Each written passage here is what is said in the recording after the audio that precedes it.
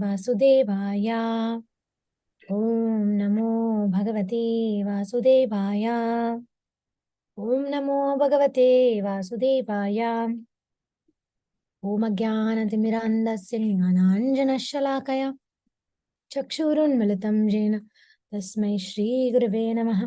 नमो ॐ विष्णुपादाय कृष्णपृष्ठाय भूतले श्रीमते भक्तिवेदान्तस्वामिनिति नामिने नमस्ते सरस्वतीदेवे गौरवाणी प्रचारिणे निर्विशेषशून्यवादी पाश्चात्यदेशतारिणे जय श्रीकृष्ण चैतन्य प्रभु नित्यानंद श्री अद्वैत गदाधर श्रीवासादि गौरभक्तवृंद हरे Krishna Krishna Krishna Hare Hare Hare Ram Ram Ram Hare Hare.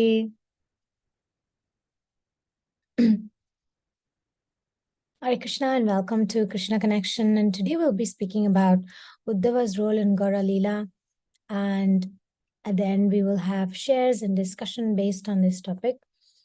There'll be three important principles that I'll cover in this talk. One is the intrinsic role of the gopis in the line of Sri Chaitanya Mahaprabhu.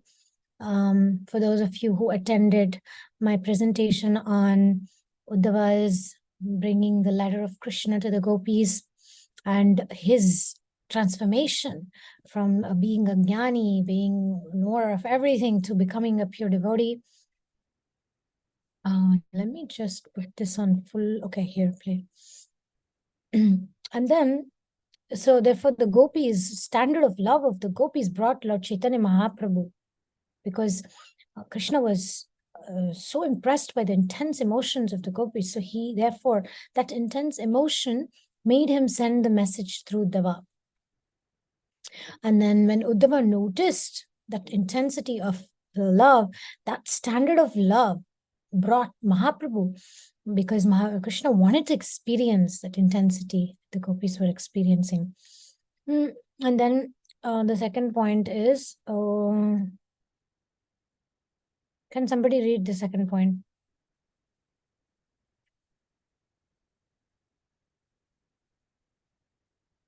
I'll read it. The mysterious, magical message of Uddhava and the continuation of that into Lord Chaitanya Lila. See, when I do it full screen, no? And I can't see the whole thing because the Zoom thing comes and gets in the way. Okay, now it's better. So basically this message, it's not just, oh yeah, Krishna was sending just an email. It's not like that. The separation of the viraha, the separation of the gopis caused Krishna to send a magical message.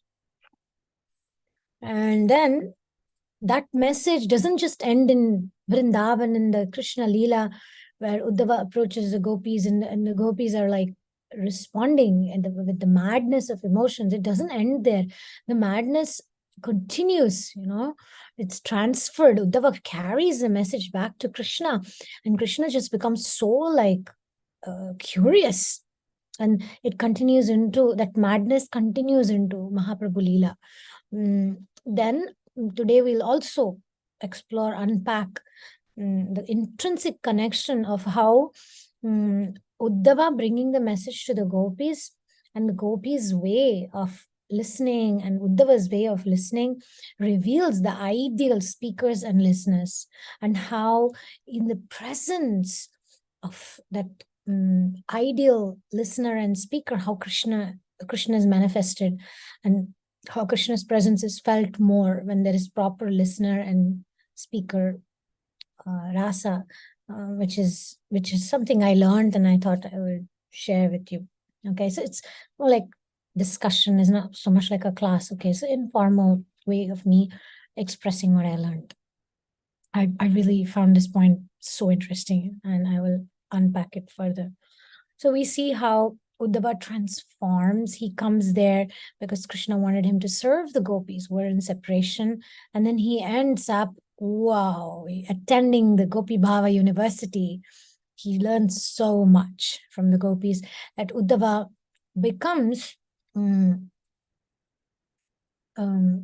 very eager to listen to the gopis. And then it is said that an eager listener will attract a good speaker. So it is said by our Gaudiya Vaishnava acharyas that the listener is more important than the speaker, because the consciousness and the openness of the listener will make the speaker become the instrument of the Lord in a more effective way. Jiva Goswami in the Vaishnava Toshani, he actually says how the gopis love. Okay, let's read this verse and then I'll come to what Jiva Goswami says. Sarvatma bhavo bhaviti nama dhokshaje virahena mahabhaga mahan me anugraha kritaha. You have rightfully claimed the privilege of unalloyed love for the transcendental Lord. O most glorious gopis, indeed, by exhibiting your love for Krishna in separation from him, you have shown me great mercy. Now, there are many elements in this verse, okay? I go one by one, but first I'll give you a little introduction of why Uddhava is so impressed by the devotion of gopis.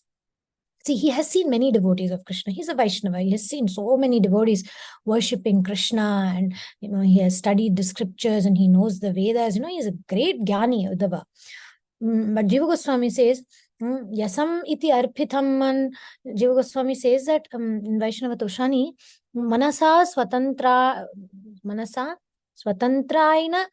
In this verse, Jiva Goswami is explaining how the absolute importance of the gopis' independent thinking. He says, independently they are thoughtful. They are able to think independently. They're not usually here within our movement. Don't be independent. You be dependent. Do exactly as you are told.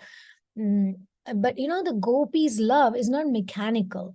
It's not about, hey, 8 o'clock you have to attend Bhagavatam class, and then at 9 o'clock there will be prasadam only if you attend Bhagavatam class, and therefore you go to the Bhagavatam class. In some temples is like that. Only if you attend the class you get coupon for prasadam. And it's not like that, In the case of gopis, it's spontaneous bhakti, which is not based on some sort of following some ritual or following some sort of a mechanical thing. It's so spontaneous. They just love Krishna in such a way that Uddhava is not even able to explain and express. And Jiva Goswami explains that if there is not alignment between thinking, feeling, and willing, if you're just doing because somebody's saying, and there is not this alignment of thinking, feeling, willing, it's not bhakti. Jiva Goswami says, very strong statement. So in order for it to be bhakti, it needs to deeply come from the heart. It needs to come from a place of you're thinking of Krishna, you're feeling Krishna, and you're willing to act according to Krishna's will, and you're willing to serve Krishna. When it is all in us, that's our goal, to achieve that spontaneously. Of course, sadhana bhakti is very important. When we're not aligned, then we need to do sadhana bhakti in order to achieve that state, and which the gopis have it naturally. So Uddhava goes on explaining, okay, according to this verse here. He says, Uddhava says that everyone in this world, they want something. We worship Krishna. Oh, I want something. I want religiosity. I want protection. I want intelligence. We have some mundane goal when we approach the Lord. But whereas Krishna, the gopis, they are thinking of only thinking of Krishna's pleasure. They're not even concerned. Yes, they miss Krishna, of course, but their concern is that Krishna is missing out all the Vrindavana's opulence. So we are thinking how to become rich, how to become intelligent, how to become positive, how to become strong and great, and therefore we sometimes approach the Lord with these expectations and desires, this and that we go.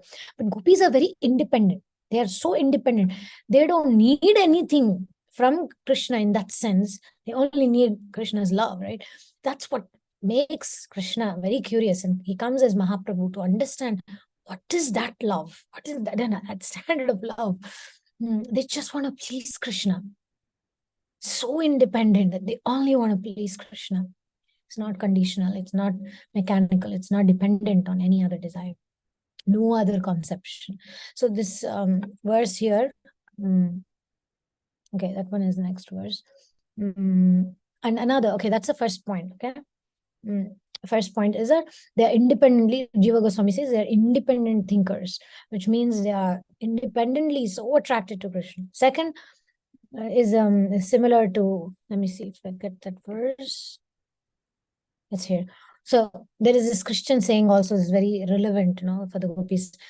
Preach always. Use words if necessary. So Uddhava, he's saying that the gopis, see in Sanskrit, prachar, no? The word prachar, what does it mean? Pra means special. Achara means behavior. So prachara means special behavior. How we spread Krishna consciousness, how to spread Krishna consciousness is shown by the gopis. So when Uddhava notices that standard of love where gopis are preaching and using words if necessary. So preaching is not only about words, it's not about talking, it's about how we live, who we are. So that's the intrinsic philosophy of Gaudiya Vaishnavism. How do we spread Krishna consciousness? In this principle. Preach always, use words if necessary. Okay. So that's the point. Okay, this verse we've just read. Sorry, let's go back to that verse because I really needed to mention that other point. Now, see, in the purport, the purport of this Bhagavatam, it said, gopis, they show not only Uddhava, but the whole world. They're preaching to the whole world the joy of loving Krishna unconditionally. And therefore, they're bestowing that mercy upon everyone. And according to Jiva Goswami, because of that level of devotion and that standard of devotion, and it was applied in an appropriate way, and their love brought the Supreme Lord under control, and he himself wanted to experience what they were experiencing. So that intensity of love, even though we may look externally, even though gopis love him so much, why did Krishna leave them? Why he left them, and why did he go away from Vrindavan? But the truth is, Prabhupada explains, Jiva Goswami explains something so fantastic. He's manifesting again here in this, when Uddhava is coming with the letter, you see what the expressions Radharani is going through, what emotions she's going through, what emotions gopis are going through. So Krishna is manifesting amongst them by becoming spiritually present through their devotion. See, this is the depth of Gaudiya Vaishnavism. We see external separation, but internal union is there. How? Because that emotion is attracting Krishna to be manifested there, right then and there. He's becoming spiritually present through that devotion. Okay, so the gopis, they're giving everything. And their quality, and going back to the verse here, it says adhokshaje. Okay, adhokshaje means somebody who is beyond the purview of others. It's not easy to understand. Adhokshaja, Krishna is adhokshaja. Who can understand him? Nobody can understand. Beyond the purview of others, nobody can understand. But sarvatma bhava, right? Sarvatma bhavo. The first two words is sarvatma bhavo. What does it mean? What bhava? What is that bhava? Sarvatma bhava. What mood do the gopis have? They have this the gopis have the mood of give everything to Krishna. In what way? Virahena mahabhaga.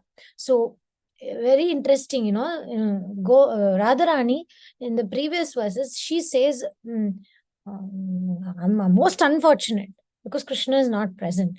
And here Uddhava is using the word virahena and he's saying mahabhaga. Bhaga means most fortunate. Maha means most. Bhaga means fortunate. So he's saying, your most fortunate personality. You're most fortunate, my dear gopis, because you're, and he's telling especially to Srimati Radharani, saying you're most fortunate because you're saying you're most unfortunate. But here the last word is anugraha, right?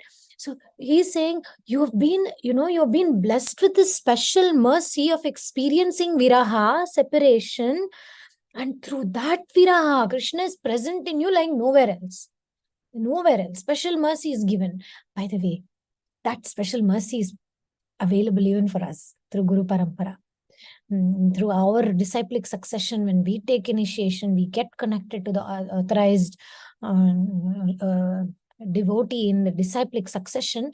We are also given See, that's a secret. That's when we get the Harinam and we get Gayatri, we are given that special mercy. What is that special mercy? Anugraha. Now, in Prabhupada, in the lecture in Los Angeles, Prabhupada says Krishna can be felt and be present more acutely in separation.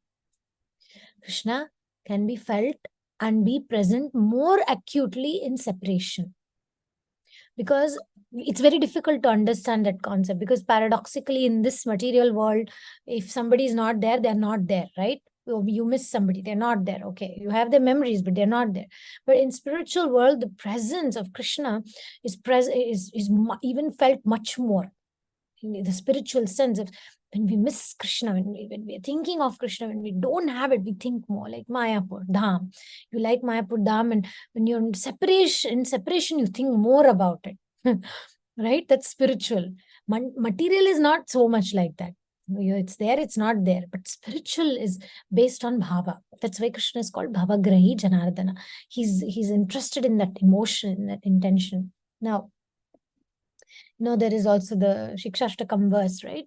Shunyaitam jagat sarvam govinda virahenime. So this is the mood of the gopis. The question is Sarvatma Bhavo means, what is Sarvatma Bhavo? Sarvatma Bhavo means everything is nothing. The only thing is Krishna and Krishna consciousness. That's the mood of the gopis. That's the Sarvatma Bhava. They are able to experience that.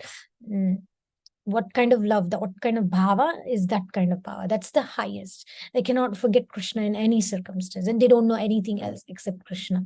So that intense feeling brings the adokshaja, means beyond purview of others. Even that person is there for you. Even that person becomes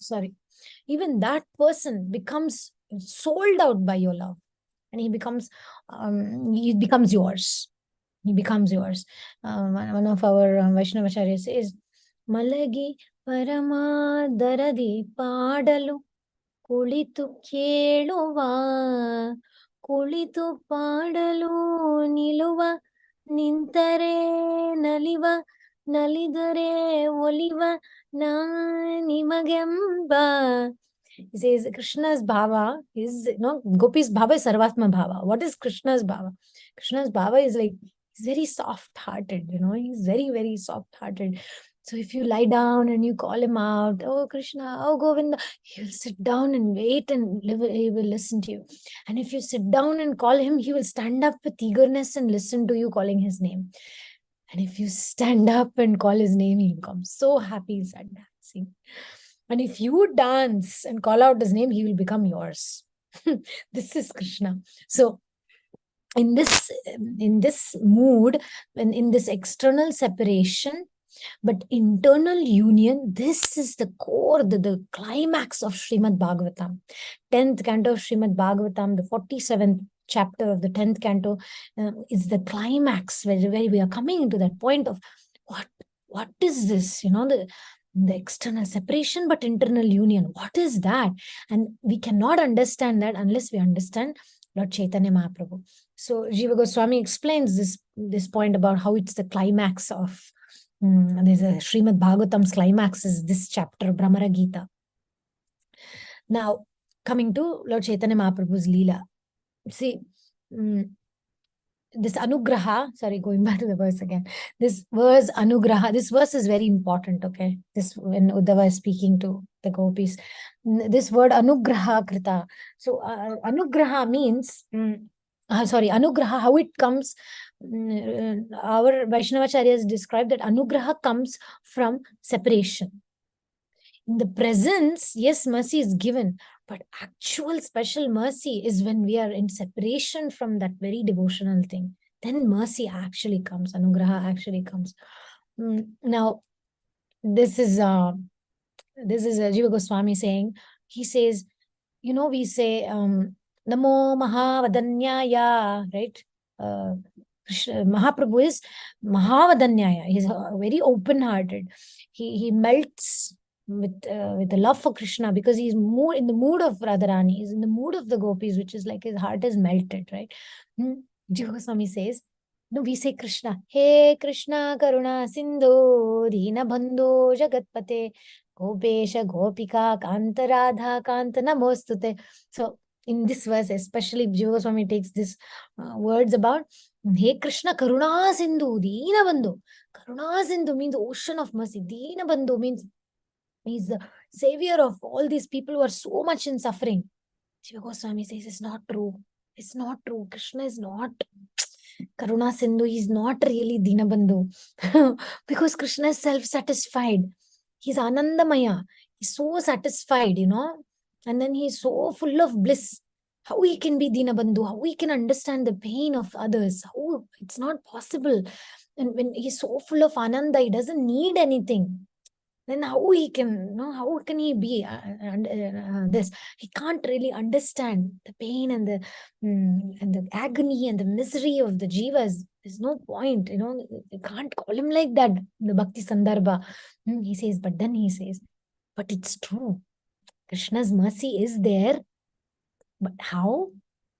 By Guru. So Krishna sends that mercy in the form of Guru. Kripa Shriman Gurudeva. Krishna Kripa Shriman Gurudeva. So the mercy, the Krishna form of mercy is through Krishna Kripa Shriman Gurudev. Krishna manifests in the form of devotees and in the form of Guru. He descends from the spiritual world. Why? Because the Gurus experience the pain and the hunger and the miseries of this world and birth and death and old age and disease. Therefore, Srila Prabhupada, think of Srila Prabhupada. He came to save us because he knows the miseries of this material world. So this very nice way that he puts, but Jiva Goswami says, but Mahaprabhu is a different thing.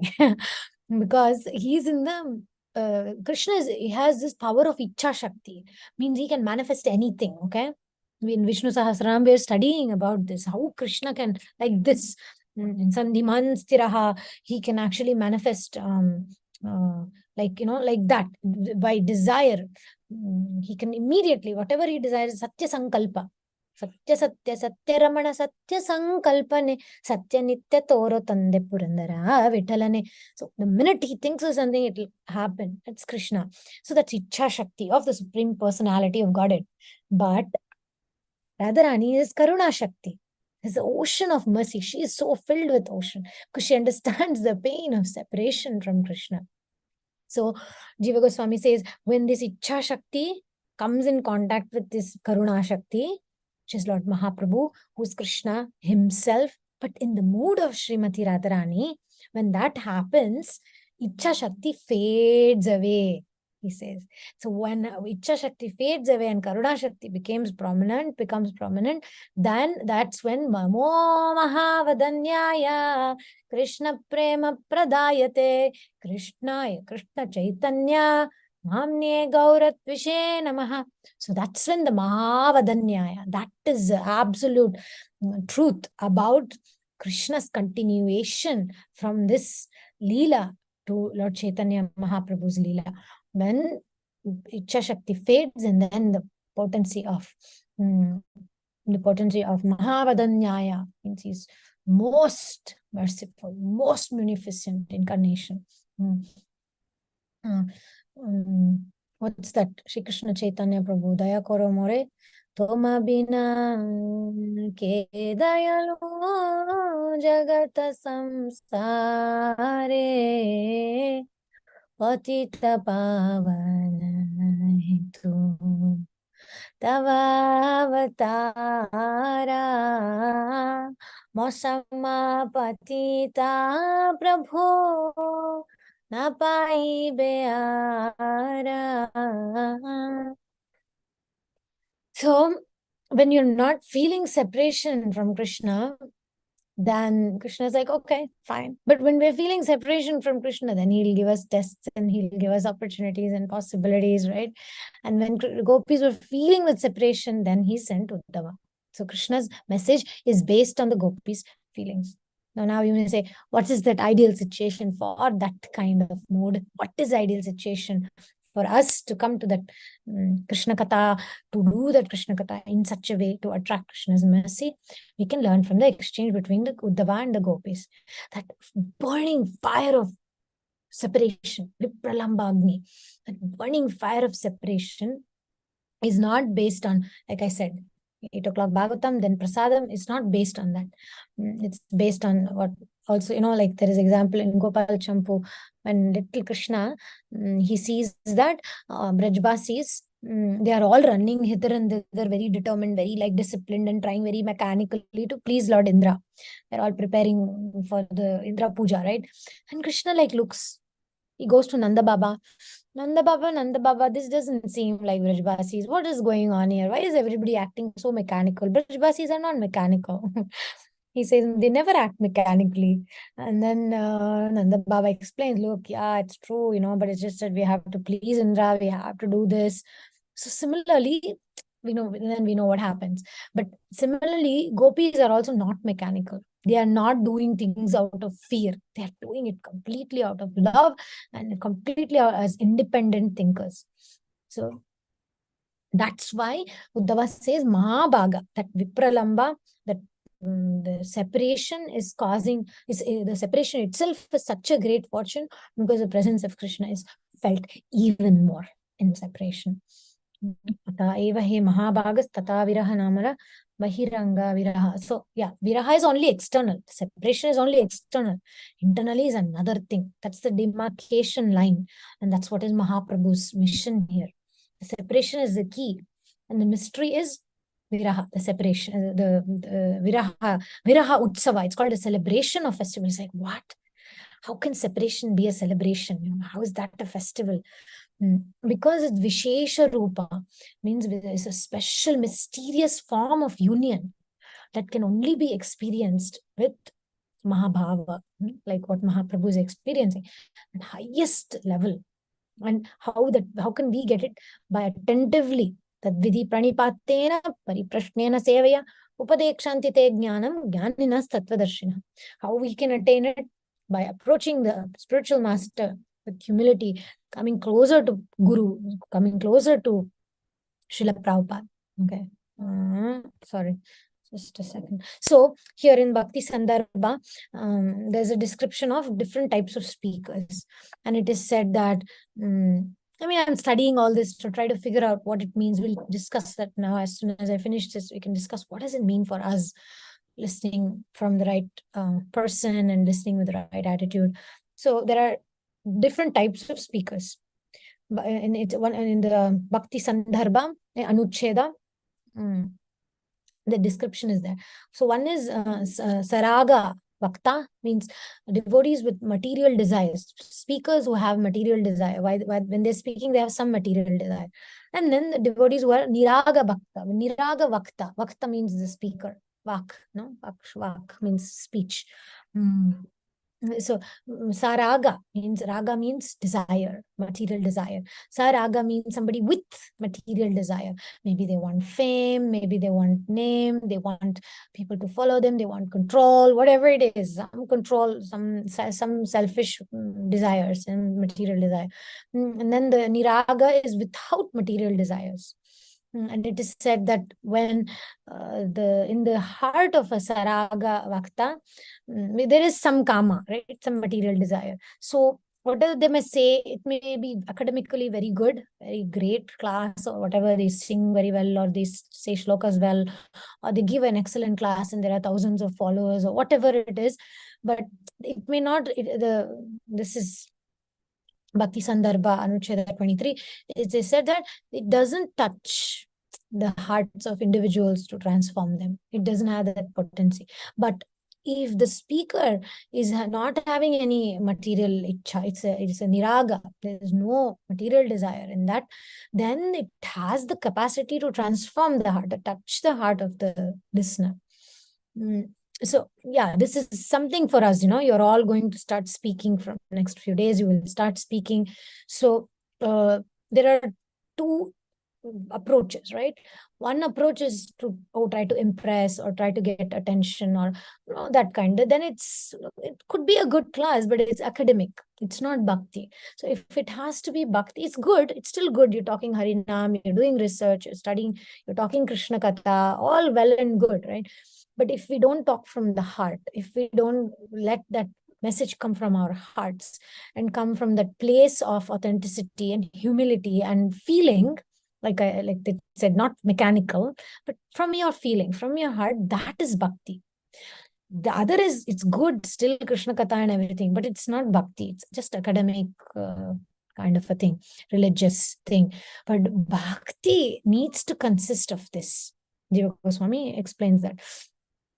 And then Jiva Goswami also says that there needs to be, like when a speaker speaks, they have to speak according to their realization and what they have understood. If they just say without really understanding it, again, that bhakti, he says, it can cause harm to the listeners. Even mundane things, right? If we don't understand properly, people fight about anything. The fall of Jiva, some group says we fall, the other say not fall. Somebody says women should be gurus, somebody says not, and then they fight about that. Vaccination, no vaccination, they can fight about it, right? So if it has to be bhakti, it needs to come even from a place of authenticity, so that it doesn't cause harm to other people. So our goal should be, we talk about matters that we have deep realization, that are, we don't get into politics, we don't get into controversies. So the point is, we stick to the rules of bhakti, and rules of bhakti are very simple. Just sincerely from your heart what you have understood, and without any mundane material motivation. And Rupa Goswami, he is saying listeners is more important. When he writes this Lalita Madhava, Vidhagda Madhava, Rupa Goswami writes all these amazing books. Okay, so great. Sometime I hope we'll read also those. It's like a poetic, the whole pastimes, amazing Vrindavan Leelas. When he starts the pranamas, when he starts with the Mangala Charana, in Rupa Goswami says, he says, I worship my listeners, I worship my audience. Not just, I have fans, I have 10,000 people following me, they're all my fans, not that mood. Rupa Goswami is saying, I worship my listeners. I offer, I worship, I offer my prayers and worship to the listeners. So it's such a mood, and that is a Gaudiya Vaishnavism. Okay. And he says, Dveyam. Dveyam means not anybody will just listen to Krishna Katha, especially if it is deep and coming from heart. They're not ordinary people on the street, just Tom, Dick, and Harry. Somebody's going on the street, hey, come here, I'll tell you something, and you become my fan. Not like that. Rupa Goswami says, this is such an exalted sabha. I mean, Rupa Goswami, okay, we're talking about. Sorry, let me just stop this screen share. So Rupa Goswami says, I'm a bewildered person, and this is such an exalted sabha. I'm a Mugdha Rupa. I'm not very knowledgeable. So this is the mood of Gaudiya Vaishnava devotees. This is the mood of a devotee. We speak from our heart, not with any material concept. At the same time, with the true humility that I'm speaking with exalted devotees here, the sabha of devotees, because he gives more importance to the listeners. Because the listeners will determine the success of the speaker, the mood of the listener. So it's so beautiful. Krishna consciousness is so beautiful. And then this is the mood, how to speak in front of the Vaishnavas. In the mood of what comes to us doesn't belong to us. I am not the speaker. I am just an instrument. What comes to me doesn't belong to me. And I speak from what I've heard from my guru. I don't speculate, right? I don't speculate, but it needs to come. It's very interesting. Externally, it's very important to follow the parampara, stick to being disciplined, but to not be mechanical and to not have material desires. It's simple, it's actually simple for the simple, as Prabhupada would say. And also, it's not about we speak whatever we like. We speak in the mood of, Rupa Goswami, he says, I'm defeated by my listeners. I'm defeated by the superior devotees here. Sharanam, Sharanam Gatanam. And I am surrendering to the listeners who are surrendered devotees of Krishna. And the example here can be given with the pujari. When the pujari goes and opens the altar, Govindam, Adi Purusham, the pujari is not saying, hey, everybody has come here to see me. See, here I am. Hello, everybody. I'm here. If we think like that, the pujari thinks like that, it's funny, right? No, they're all there to see Radha Madhava, right? They're not there to see pujari. Same thing with Bhagavatam. They're not here to listen to us. They're here to see what this instrument will deliver, what message Krishna has for me today. So the listener, like we saw, the listener is the gopis in that case. So in any of the art, even art, right, there has to be three elements. There should be listener, there should be speaker, and there should be Krishna Katha. Similarly with art, right, there has to be the art, there has to be the artist, and there has to be the one who appreciates the art. If there's nobody to appreciate the art, there's no point of art. Okay, that part. Okay, let's go back to the screen. Now this is very, very important part we're going. My favorite part. I really love this part. Puri Paramanandoya Asid Uddhava Pura. He who was Uddhava in Krishna Lila came to enrich the pastimes of Gaura as Paramananda Puri. Gaura Ganodesha Deepika 111. So you see, in the root of Lord Chaitanya Mahaprabhu's desire tree, there are nine. In the desire tree of Lord Chaitanya Mahaprabhu, there are 9 roots. Let me show you the tree. And the central root of the tree was the grave and sober Paramananda Puri. The tree stood solidly on these 9 roots. Now, these 9 devotees, here are the names. Let me show you. This is the tree of Lord Chaitanya Mahaprabhu's desire tree. As you can see, the trunk is Lord Chaitanya Mahaprabhu, and Mahaprabhu is also the gardener. How amazing that is, right? So amazing. He's the trunk also, and he's the gardener also. The roots are the devotees who appeared before Lord Chaitanya Mahaprabhu. So Paramananda Puri, who's Uddhava, he appeared to set the scene before Mahaprabhu. I love this depiction, you see, so beautiful. Okay, so we'll go to these 9 roots. So these are the 9 roots, the devotees who are 9 roots. First is Paramananda Puri, who's the center. He's the one who's holding everything like strong. This Uddhava. See, the devotees of Krishna appear with him again and again, every incarnation. Brahma appears as Haridas Thakur. Paramananda Puri is Uddhava, right? Everybody is appearing because they all want to be part of the Lila. Now, by the way, Paramananda Puri is super, super important. We'll see why. See, when Uddhava brings back the message of the gopis back to Mathura, where Krishna is like waiting to discuss with somebody, right? And now Uddhava is now ready, has seen, witnessed that standard of love of the gopis. And obviously, right, Uddhava is now graduated from the Gopi Bhava University, you can say. And then he first appears to facilitate the Leela. And you'll see what Mahaprabhu says about Paramananda Puri. So it's continuation, you see, the Leela continues after Brahmara Gita, Mahaprabhu Leela. Without understanding Mahaprabhu Leela, we can't understand Rasa Leela because the continuation is happening. So Paramananda Puri, Keshava Bharati, Brahmananda Puri, Brahmananda Bharati, Vishnu Puri, Keshava Puri, Krishnananda Puri, Narsinga Tirtha, and Sukhananda Puri. These are the 9 roots of the desire tree of Lord Chaitanya Mahaprabhu. And beautiful, amazing. This is the Guru Parampara, the Panchatattva, and the rest of the Pura Bhakta Vrinda ki jai.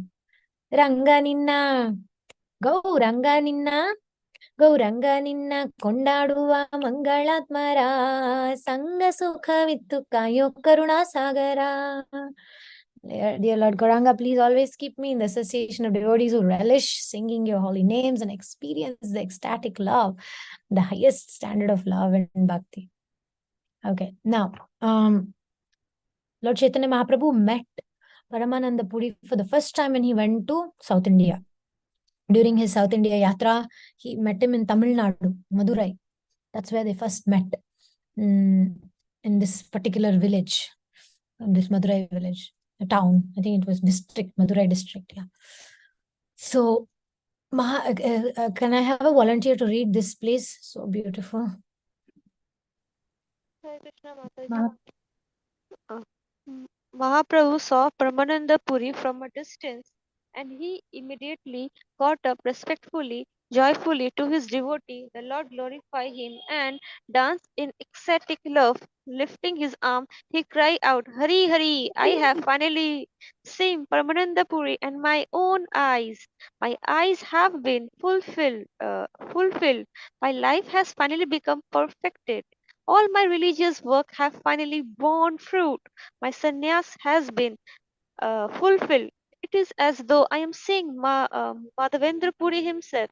Having said this, the Lord took his dear devotee to his chest and bathed his body with the tears from his lotus eyes.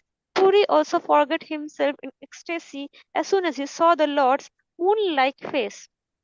For some time, the two paid obeisances to each other. Brahmananda Puri is the abode of love for Chaitanya Mahaprabhu, Chaitanya Bhagavat 3.3, 168 to 175. Beautiful. Hare Krishna. When Mahaprabhu first sees Paramananda Puri, immediately he pays obeisances. And for a moment, no, Paramananda Puri is just in complete, imagine Uddhava seeing Krishna after the whole mood, right? And completely in different moods and everything. And Uddhava, who witnessed the standard of the love of the gopis, is now witnessing the same personality, Krishna, but in the mood of Radharani, and he is witnessing, and he is the primary witness in this whole pastime. And first thing Mahaprabhu does, look at our Gaudiya Vaishnavism, the etiquette, the culture, and the secret key for success, humility. He didn't say, I am Supreme Personality of Godhead, I am Krishna, come pay obeisances to me, I am God. He didn't do that at all. He paid obeisances to Paramananda Puri. And Paramananda Puri, of course, immediately, like, what are you doing? No, no, no. And he started paying obeisances. But Mahaprabhu, he said, you are Madhavendra Puri's disciple, so you're senior to me. So, so he paid obeisances to him. And this reminds me of Vyasa Tirtha and Purandara Dasa. So Vyasa Tirtha is incarnation of Prahlad Maharaj. Okay, he comes. Let me stop this share. This is one of my very nice, like, I really like this pastime of Purandara Dasa. So Purandara Dasa appeared just before Lord Chaitanya Mahaprabhu. It's similar time of Paramananda Puri, okay, just before like time of Lord Chaitanya. And we had in our Guru Parampara, if you look at Bhagavad Gita Guru Parampara list, there is Vyasa Tirtha in that list. So just before Madhavendra Puri. So at that time, there was also Purandara Dasa, who's one of our Vaishnava saints. Who, like, Vyasatirtha is the guru and Purandara Dasa is the disciple. Vyasatirtha is the incarnation of Prahlad Maharaj. See, all these acharyas, they're not ordinary, There is like Paramananda Puri. We say, oh, great devotee. But if you look, he's Uddhava. No, there is also this well of Paramananda Puri. I'm getting to that soon after this story. Now, going back to Vyasatirtha and Purandara Dasa. Vyasatirtha, who's in our Vaishnava Guru Parampara, he was a great guru, very, very famous. One time he got to become the king because the king had some curse and the astrologer told him that on that particular day, if you are the king, you will die. You cannot be. So the king instated Vyasatirtha to become the king. And at that time, he built so many temples of Vishnu, so many temples of Hanuman. He gave order on that day as a king. And he established many Vaishnava things in Karnataka. This is in Karnataka. This happened in South India. So this Vyasa Tirtham was a huge guru, like big guru. So many people were following him. Prahlada's Amsha he is, Prahlada's incarnation. And one of the disciples was Purandara Dasa. Purandara Dasa is known to be Narada Muni's Amsha. He is known to be the incarnation of Narada Muni. So Narada Muni, being the disciple of Vyasatirtha, he was living in a little hut near Kaveri river. Then Vyasatirtha, early in the morning, like 3:30, before dawn, he'll come behind the house, the hut of Purandaradasa, and he'll pay obeisances every day. One day, he got caught red-handed by the wife of Purandaradasa. She saw him. She's seeing this guru, our guru. Imagine your Guru Maharaj comes every day and pays obeisances behind your hut or behind your house or apartment. So she one day catches the guru and says, Guru Maharaj, what are you doing? Why are you doing this? Why are you paying obeisances behind our house every day at dawn? She catches him because she really wants to know. Then he says, look, in this life, I am the guru of Purandaradasa and he's my disciple. But actually, he's my guru. Because in my previous life, I was Prahlad. When I was in the womb, Narada Muni only was my guru. He only gave me Krishna consciousness. So I'm very grateful for that. But according to social etiquette, I can't do this. So that's why I secretly come and do. So this pastime reminds me of Paramananda Puri and Mahaprabhu paying obeisances to Paramananda Puri. So this is the mood and the mood of like simplicity and humility and etiquette and having that respect, the hierarchy, but based not on mechanical, but based on emotions, based on that feeling. Okay, let's go back to the presentation. I hope you like that story. There's another story. Let's see if I have time. I'll say the other one also. It's very, very powerful. Okay, I should say that one after this. Okay, can I have a volunteer to read this, please?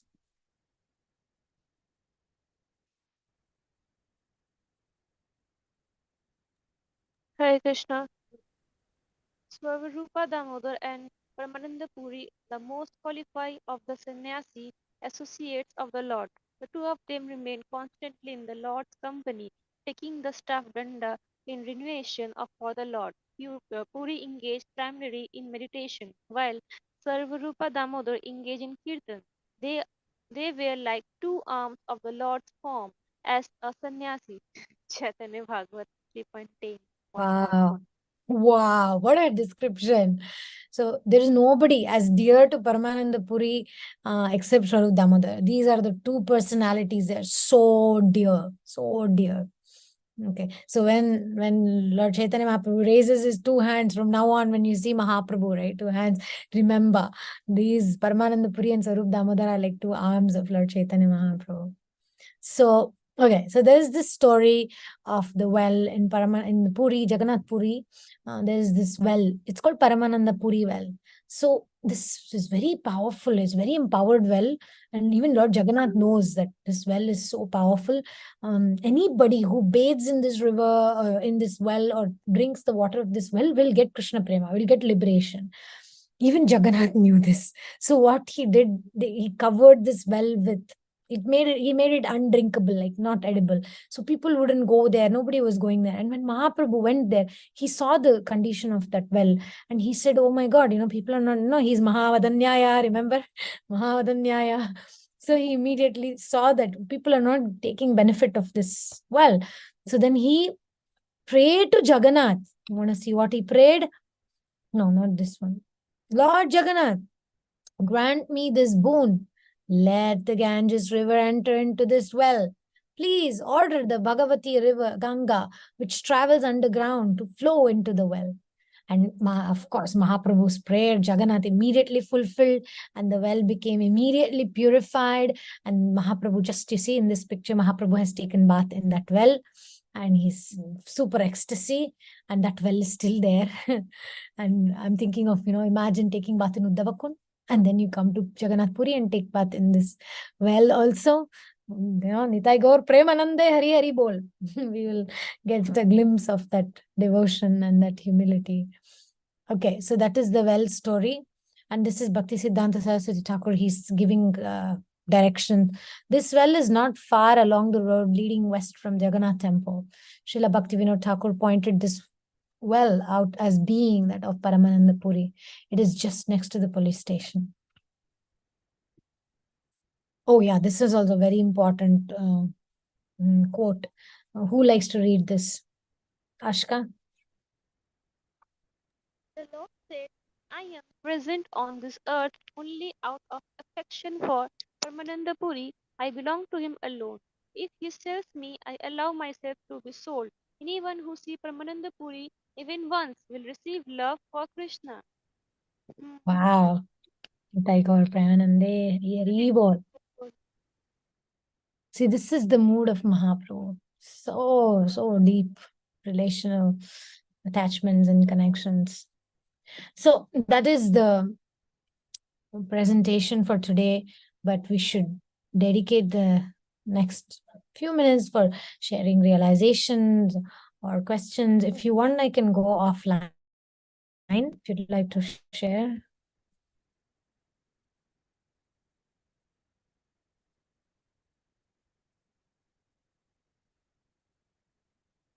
No, these are important devotional inspirations to remember how Mahaprabhu is so merciful. He comes to wake us up. He has an external purpose and he has an internal purpose. So internal purpose is he wants to experience that Mahabhava. And the external purpose is he wants to save us. We are all running after substitutes. So he wants to save us. Thank you. Thank you, Mataji, for this lovely session. Yeah, it's a really important, especially what you mentioned about the speaker part, like the speakers, the mood, the attitude, how it should be.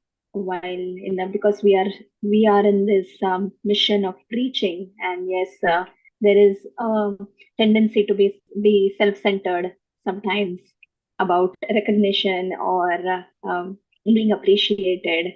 And yeah, thank you for pointing those. Really, like, these are very subtle points, but really important points. Thank you very much for that. I have a question, like, how do we shift our focus from, from me to Krishna, like, when in the process of preaching? Uh, because yes, there are sometimes, there is a sense gratification. Somewhere there is an agenda of something, we not understanding it really, yes, uh, we may not admit in front of the public, but really there is some subtle, sense gratification lying. So what would be your take on that? It's a good question. How can I shift my focus from putting myself in the center to putting Krishna in the center, and to how to realize that it's not about me, it's about Krishna. Mm-hmm. And what we can do to move towards that path and consciousness. First of all, it's not an overnight process, it's not like, oh, I wish there was a pill you can order on Amazon, you pop it in, and then, change of consciousness. We have so many coverings, right? So many anarthas, so many offenses, sins, baggage of conditionings, anarthas that prevent us from becoming willing to do God's will, but rather focusing on our own will. So, Sangha, I would say, Sangha, first of all, to know it's not possible overnight. So I think the first answer is like, with patience, okay? With patience. Second, like Rupa Goswami says, Utsaha Nishchaya Dhairya. So with patience, with determination, we want to stay on track. It's very difficult in this world. Everybody, if we are addicted to validation, then it's very easy to fall prey to those things and want to give class to please others or to impress. Or it's very easy to fall into that thing and becoming focused on, if I do, usually there are people, for years and years, they're devotees, they're initiated, second initiated, and then you tell them, please give a talk. No, no, no, no, no. Sometimes it looks like humility, but actually it's pride, because we may put ourselves in the center. We think that if I give class, I have to give really good class. Otherwise I should not give, because then my weaknesses will be exposed and my limitations will be seen. So humility means being ready to do that service. Like if somebody says, can you clean this floor, can you do this, we do it, right? So in the same mood, we should take up the service. So initially we may not be in the perfect consciousness of a right attitude of a speaker, but we cannot get there if we don't try. Okay, so in the right association, we try, we do it, we now there's a proverb in Italian, che non fa non falla, means the one who never tries never fails.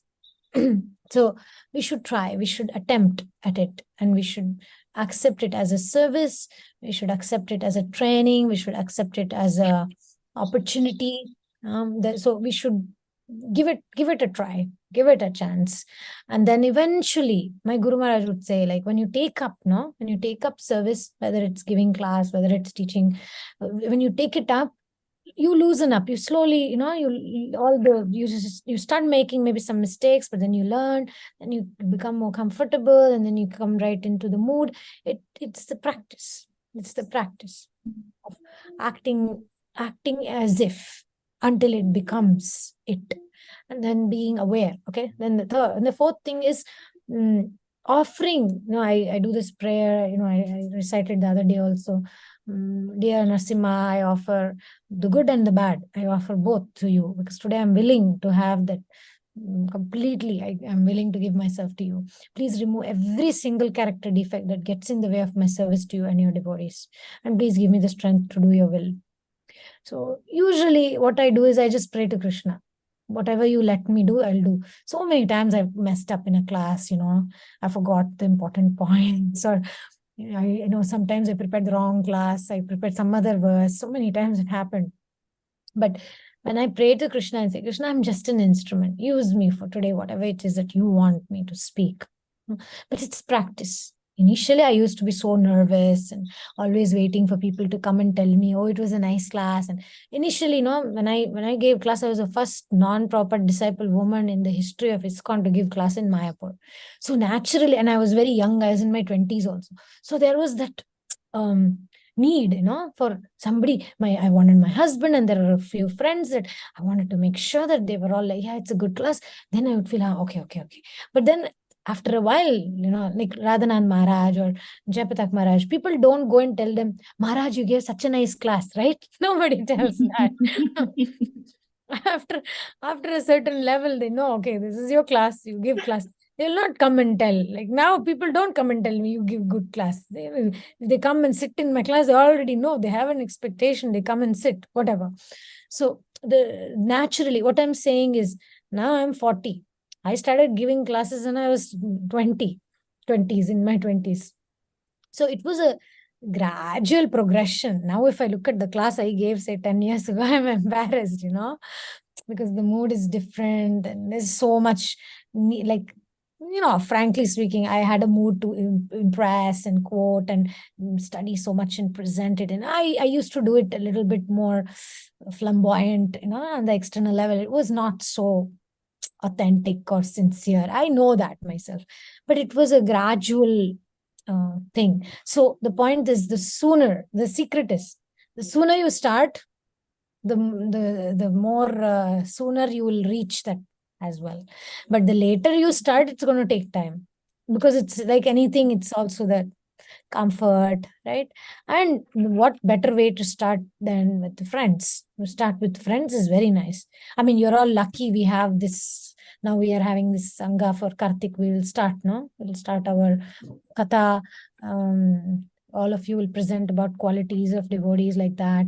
You're lucky, I didn't have those kind of things. I had to directly go, and I got so much criticism, like I was so there was more pressure. What I'm trying to say is, there was more pressure when I started giving. A lot of people will come just so that they can watch and see how a woman will give class, because women were not giving classes back then. But now there is more openness. People want you to succeed. There are good listeners, especially in our Sangha. We are all very like-minded. We like each other to succeed. We are not envious of each other. We're not jealous. We're not critical, right? We are more like, we want each other to succeed. We want each other to inspire each other, and we want to. So it's beautiful to learn in this kind of Sangha. So what else? Yeah, I always again pray and say, I'm just representing, like my Guru Maharaj. Sometimes when you can't, your Guru cannot be there, so you're representing whatever you have heard from your Guru, whatever your realization is through the mercy of your seniors, you're presenting it. So it's a practice. Okay, does it help?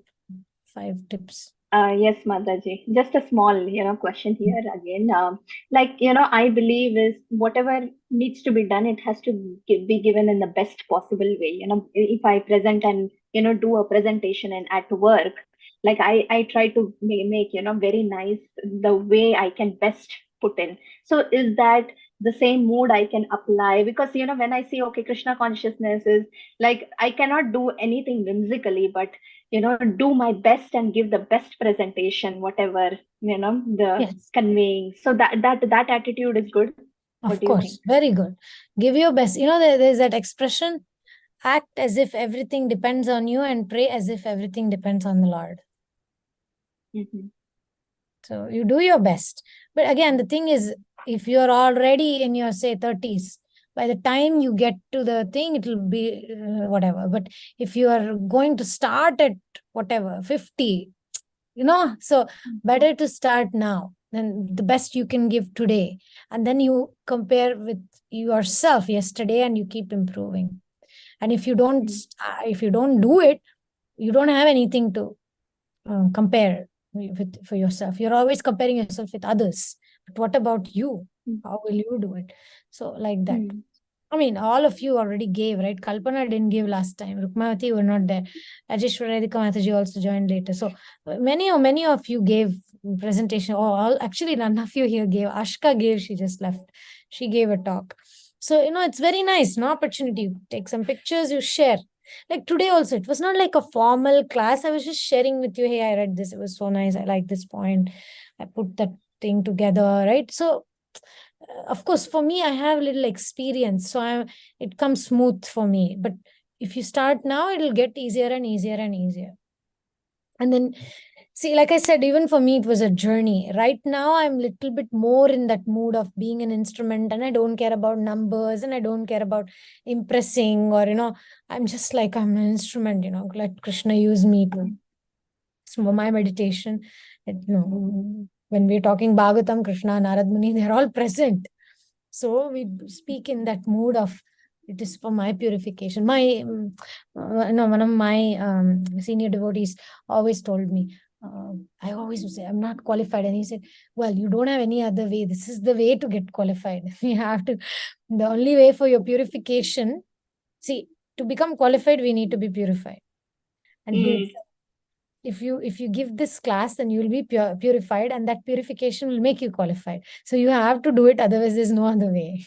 So that was the way I got convinced. Yeah, that really helped, Prabhuji. Thank you very much. It's It's very true. inspiring. So It's true. and true indeed. Yeah. Because why it's purifying? It does humble our ego. Mistakes that we will make, that's the way. We will remember not just the mistake, but it'll humble our heart. Oh, I made a mistake. And then we have purified. If you give a great class and everybody is happy, I don't know how much purification we'll have, but in those vulnerable moments, we grow a lot. And then we understand it's not about me, it's about Krishna. Who will remember you made a mistake in some class in 10,000 years? Nobody. Even you will not remember. When you're in spiritual world, you'll say, who Rukmavati? I don't know who is Rukmavati. You'll be peacefully in your spiritual world. Yeah. Yeah. Thank you very much, Aditi. It's in our vulnerable moments that we grow, and our Krishna humbles our heart in those moments, and that's what means purification. Purification is not about us performing perfect service. Then we're not growing. If we're thinking I'm giving good class, everybody said very nice, there's not so much growth there. It reminds me of Keshav Mehra's example. One example he gave. There was one Brahmana devotee who would do his Gayatri regularly. And one Sandhya, he misses his Gayatri, and then Kali wakes him up. See, you are missing Gayatri, get up, get up. And then he does the Gayatri, and then he becomes surprised. Why did Kali wake me up? Like, he could have allowed me to skip. I would have moved away from my practices. And then he asked that question to Kali, and Kali says, see, if you missed, you would become so humble, and you would make yourself more serious and sincere, and that would make you more serious serious in your practices, because you would humble. So if I reminded you, you'll say, you'll have that pride. Okay, I'm doing regularly, I didn't miss. So Oh my you'll God. Oh my God, that's amazing. Yeah. I remember one devotee who used to say, "Oh, I don't want to look too perfect and have great image and all." I say, "Why?" Because then I'll become proud. So I like people to think that I have problems, and I'm not recommending that. I'm not good to be inauthentic or something. But there are reasons. Like this one was so good about the Kali doing it. My God, it's far out.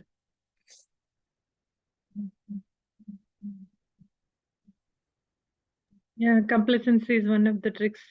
My Mm. We become humble when we make mistakes. And humility actually brings us out of that complacency. Yeah. Us out of that complacency. Big kick Thank it. you. Thank you. I just want to share thinking, feeling, willing. I've also been observing this inconsistency between my thinking, feeling, and in misalignment. I'm sorry, you used a very nice word, misalignment between thinking, feeling, and my actions. Yeah, I'm seeing that I'm acting, but there is no feeling, no thinking. Thinking is there generally, but feeling, yeah, I miss the feeling part. Thinking and acting are there. Yeah. But yeah, I mean, I'm really liking to observe myself with that attitude and become more integrated and Yeah, get myself together. that's the gopis, right? They're independent thinkers. They're independently thinking, and therefore the thinking, feeling, willing is aligned. And Jiva Goswami says that is bhakti. When the thinking, feeling, willing is aligned in alignment, that's bhakti. When it's mechanical, like then one of them will be absent. And then it's not really bhakti. It may be academic, but it's not bhakti. I had a question too in context of Rukumati's question that when I share things, when I share Gita, I do it. I also do it with the mood of preaching myself. Is that I Yeah, like it? of I mean course. that keeps me more in touch with my authenticity and not to fake it, and I include myself with the audience. Yeah, that's also a good answer. That's also a very good tip. Thank you. I mean, I guess that's also what my senior devotee, my whatever mentor used to tell me, that it's an opportunity to like preach to yourself. Meaning, if I'm going to tell people, hey, you should chant good rounds, chanting really helps, I am I'm obliged to follow. So I know there is that push. Like, really the best ways I'm studying seriously when I have to give classes, when I study the best. Just simply like that is different. But when I have to study, then I'm, of course, depends on our natures. I'm a little bit introspective and I'm thinking, oh, if I'm going to say this, it's very difficult for me to say things that I don't mean. It's one of my challenges in one sense, to become like a motivational speaker. I can't really do that because if I'm not feeling deeply, if it's not an authentic thing for me, it's hard for me to say it. So whenever I'm thinking to give a class, like I'm usually thinking, introspecting. So the most serious moments are when I'm preparing for class, because I'm thinking, really, do I want to really say this? Do I really mean it? am i really am I really like able to practice it? So that's part of purification as well. Because like, no, complacency, as Vilas Manjay was saying, we can just be complacent and say, no, I'm not ready. And sometimes people do that, and it may not be, no, sometimes maybe humility, but sometimes may not be. Humility is not just sitting quiet. Humility means to not care what people will think about us, and to do the right thing, and to be willing to be vulnerable, and let Krishna humble our heart. That's what means humble. It's not about not saying anything, keeping quiet. Sometimes for some of us, opening up, speaking up is humility. It's, it's the mood again, the bhava, intention. Raga Bhakta, Niraga Bhakta. I really liked it. So raga and niraga. I mean, Not bhakta, vakta. Vakta means speaker. oh, okay. Thank you. Saraga Vakta and Niraga. Vakta. Vak, no, Vak is the speech. Vakta means the speaker.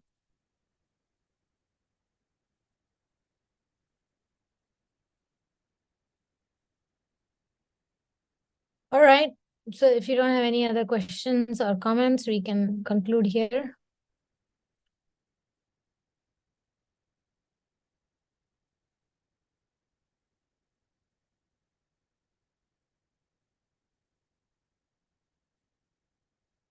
हमारा गीता की जाय, उद्धवा की जाय, परमानंद पुरी की जाय, स्वरूप दामोदर की जाय, गौरांग महाप्रभु की जाय, श्रील प्रभुपाद की जाय, गौर भक्त